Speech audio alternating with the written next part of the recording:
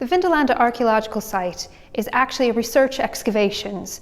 Within that research, we are uncovering things every year. Actually, over the last 50 years of excavations, we have developed a huge collection of amazing and outstanding objects. We have a fantastic collection of organics.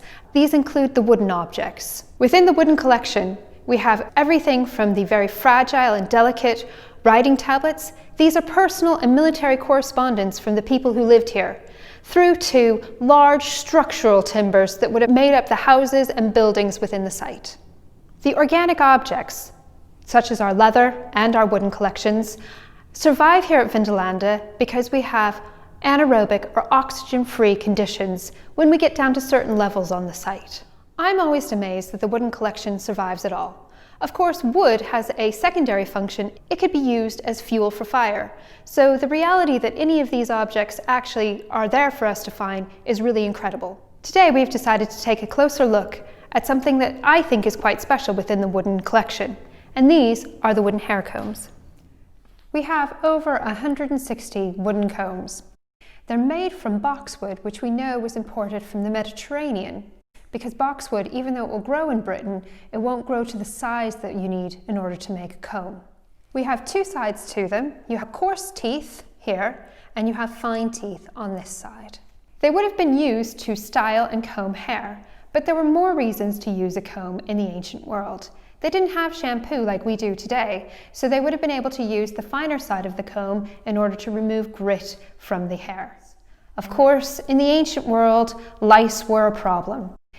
If you imagine yourself in a room with at least 7 other men, probably women, children, and slaves as well, it would be more about nit management instead of nit eradication. We do have evidence of lice from wooden hair combs.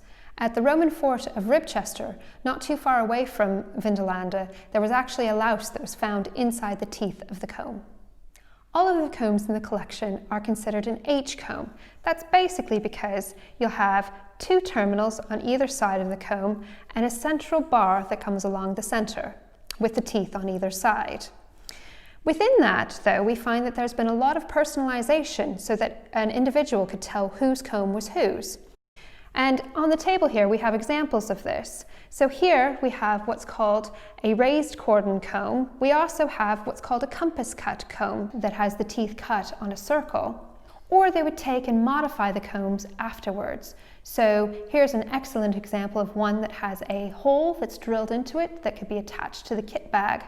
Or we also have combs that have graffiti that have been added to them, including owners' names as well as decorative patterns. The best example of this is actually this fretted comb. The terminals on it show a fretted pattern that has been carved into the wood.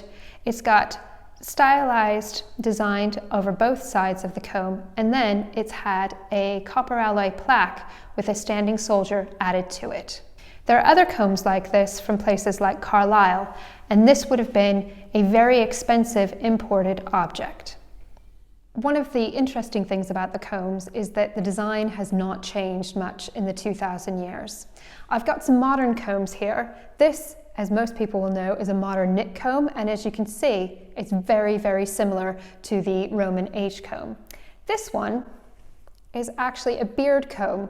Again, you can see that there's very little change in the design. In this example of a souvenir comb with its little leather pouch is very similar to an object that we have from the collection. This is a lovely little wooden comb, and it's actually still in its leather carrying pouch. I hope this gives you some insight into some of our wooden combs.